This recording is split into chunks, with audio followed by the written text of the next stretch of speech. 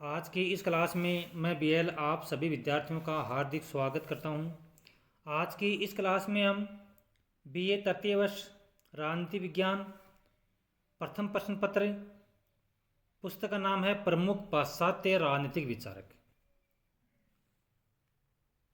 हमारा आज का टॉपिक है होप्स।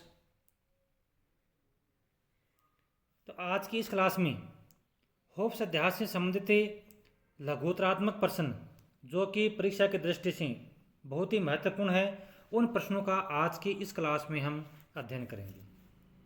तो शुरू करते हैं। हमारा पहला प्रश्न है, होब्स के सामाजिक समझौते की प्रमुख विशेषताएं क्या है। तो पहला प्रश्न, होब्स के सामाजिक समझौते की प्रमुख विशेषताएं कौन कौन सी है। होब्स सामाजिक समझौतावादी विद्वान है। उसने अपना यह सिद्धांत 1651 में प्रकाशित अपने ग्रंथ लेवियाथन में प्रस्तुत किया था। तो विद्यार्थियों, लेवियाथन जो कि होब्स की महत्वपूर्ण रचना है, ग्रंथ है, जो कि 1651 के अंतर्गत प्रकाशित किया गया था। उसके इस सिद्धांत का आधार वैज्ञानिक भौतिकवाद है। तो होब्स ने जो यह सामाजिक समझौतावादी सिद्धांत है, उसका उन्होंने जो वर्णन किया है, यह सिद्धांत दिया है, वो अपने ग्रंथ लेवियाथन में इसका उन्होंने वर्णन किया है, जो कि 1651 में प्रकाशित किया गया था। होब्स का सामाजिक समझौता सिद्धांत राज्य की उत्पत्ति का ही सिद्धांत है। तो राज्य की उत्पत्ति जो हुई थी वो होब्स के अनुसार सामाजिक समझौता सिद्धांत के अंतर्गत हुई थी। इस समझौते की प्रमुख विशेषताएं निम्नलिखित हैं। तो होब्स का जो सामाजिक समझौता सिद्धांत है उसकी जो प्रमुख विशेषताएं हैं वो निम्नलिखित हैं। पहला है, समझौता सामाजिक है, सरकारी नहीं। तो होब्स के अनुसार प्राकृतिक मानव ने अपने बर्बर हिंसक तथा एकाकी मन परिस्थितियों को त्याग कर एक संगठन किया और संप्रभु समझौते के परिणाम स्वरूप उत्पन्न हुआ। संप्रभु का मतलब सर्वोच्च शक्ति से मतलब है। तो होब्स ने का यह कहना है कि प्राकृतिक मानव जो कि जंगली जानवरों की तरह रहते थे, जंगल में जो बर्बर थे, हिंसक थे और एकांत में रहने वाले थे, तो उन्होंने अपने सभी परिस्थितियों को त्याग करके एक संगठन का निर्माण किया या एक सर्वोच्च शक्ति का उन्होंने निर्माण किया। और वो निर्माण किसके तहत किया? समझौते के परिणाम स्वरूप किया। अतः वह समझौते का भागीदार नहीं है। तो होब्स के अनुसार समझौता वो सामाजिक है, सरकारी नहीं है। क्यों? क्योंकि उन्होंने मन परिस्थितियों के हालात को देखते उन्होंने एक संगठन का निर्माण किया है, अतः वह समझौते का भागीदार नहीं है। दूसरा है, भय समझौते का आधार था। तो समाज के लोगों ने समझौता क्यों किया? भय के कारण, डर के कारण। प्राकृतिक अवस्था से बचने के लिए एक सर्वमान्य शक्ति की आवश्यकता थी, इसलिए यह समझौता किया गया था। तो होब्स यह कहता है कि उस समय जो प्राकृतिक अवस्था थी वो बहुत ही खराब थी, मानव का दुश्मन बना हुआ था, और ऐसी प्राकृतिक अवस्थाओं से बचने के लिए एक सर्वमान्य शक्ति की आवश्यकता थी, इसलिए यह सामाजिक समझौता किया गया। तीसरा समझौते की विशेषता है, समाज और राज्य में अंतर नहीं। होब्स समाज और राज्य को एक ही मानता है, क्योंकि एक के बिना दूसरे का अस्तित्व संभव नहीं है। चौथी विशेषता है, शासन निरंकुश और स्वेच्छाचारी। होब्स ने शासक को समझौते का अंग नहीं मान करके उसे केवल निरंकुश और स्वेच्छाचारी ही माना है। होब्स यह कहता है कि मनुष्य ने आपस में मिलकर के समझौते का निर्माण किया है, अतः उन्होंने जिस शासक का निर्माण किया, जिस राज्य का निर्माण किया है, वो समझौते का अंग नहीं है। तो वो जो शासक है वो क्या है? वो निरंकुश और स्वेच्छाचारी है होब्स के अनुसार। पांचवी विशेषता है, समझौते का पालन आवश्यक। समझौता सब व्यक्तियों की स्वतंत्र इच्छा से हुआ है, अतः किसी भी व्यक्ति को उसे तोड़ने का अधिकार नहीं है। यानी हर व्यक्ति के लिए जिस सामाजिक समझौते के तहत जिस शासन या राज्य की शक्ति का निर्माण हुआ है वह सब व्यक्तियों को मानना होगा, क्योंकि स्वतंत्र इच्छा से ही उस समझौते का निर्माण हुआ है, अतः कोई भी व्यक्ति है वो उस समझौते को तोड़ नहीं सकता।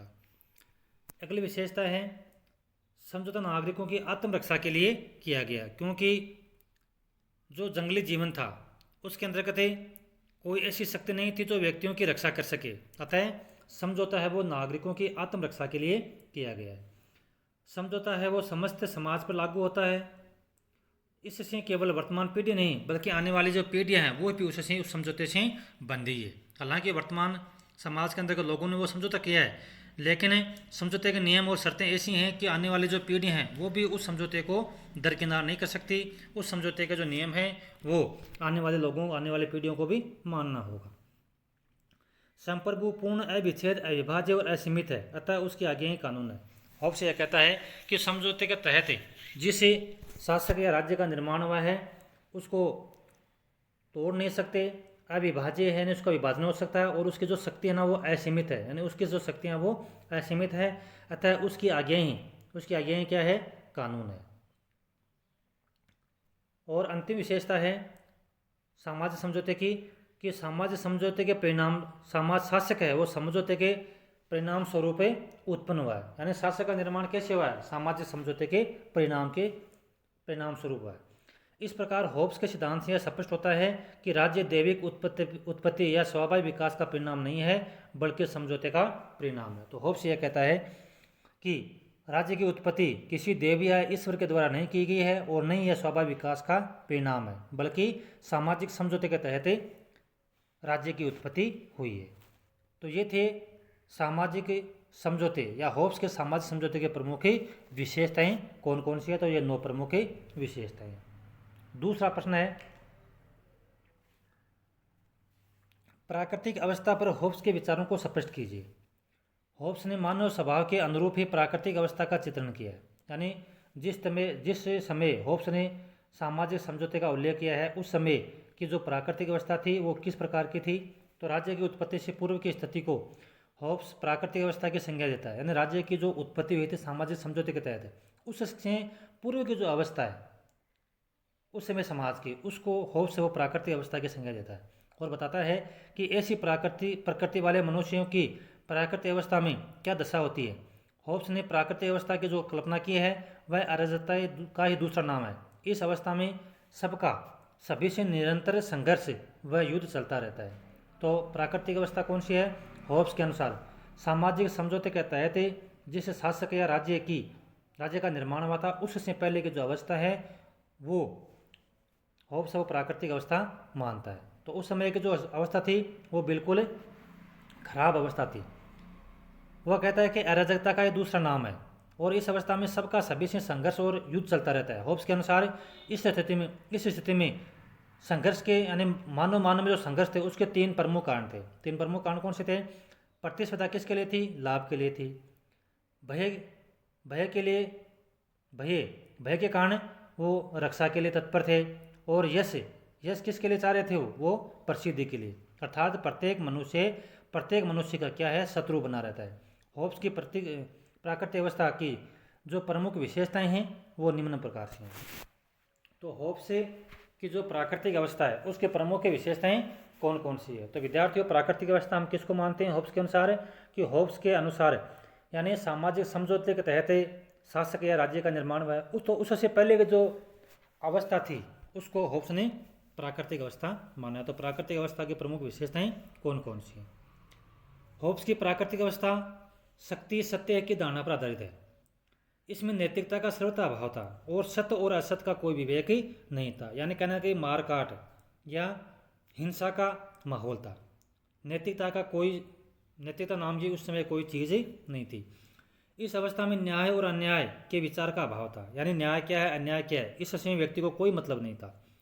इस अवस्था में व्यक्तिगत संपत्ति का अभाव था। इस अवस्था में मनुष्य नागरिक नैतिकता से वंचित था, यानी एक नागरिक के क्या कर्तव्य होते हैं इन चीज़ों से व्यक्ति को कोई लेना देना नहीं था। इस प्रकार होब्स की प्राकृतिक अवस्था में प्राकृतिक अधिकार संघर्ष, हिंसा, अव्यवस्था एवं अराजकता को जन्म देते हैं। इस अवस्था में किसी प्रकार के साधनों का अभाव होने से मनुष्य का जीवन एकाकी, दीन, अपवित्र, पाशविता, क्षीण होता है।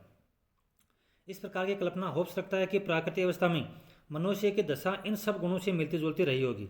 ऐसा वह ब्रिटेन में गृह युद्ध के कारण अव्यवस्था से कहता है। इस प्रकार होब्स की जो प्राकृतिक अवस्था है वो निरंतर युद्ध की अवस्था थी। तो इस प्रकार होब्स के अनुसार जो प्राकृतिक अवस्था थी वो कैसी थी, निरंतर युद्ध की अवस्था थी, यानी हर समय समाज के अंतर्गत क्या था, लड़ाई झगड़ा रहता था, जिससे व्यक्ति का जो जीवन है वो सदा ही खतरे में रहता था। तो ये थी होब्स के अनुसार प्राकृतिक अवस्था की प्रमुख विशेषताएं कौन कौन सी थी। 2 नंबर का प्रश्न अपना कंप्लीट हुआ। अब तीसरा है राज्य की उत्पत्ति के संबंध में होब्स के विचारों को समझाइए, यानी राज्य की उत्पत्ति के संबंध में होब्स के क्या विचार है। तो होब्स ने राज्य की उत्पत्ति के विषय में उस सिद्धांत का प्रतिपादन किया जिसे सामाजिक संविदा सिद्धांत कहा जाता है, जिसके अनुसार राज्य की उत्पत्ति मनुष्य के द्वारा किए गए एक समझौते के परिणाम स्वरूप हुई मानी जाती है। तो होब्स के अनुसार राज्य की उत्पत्ति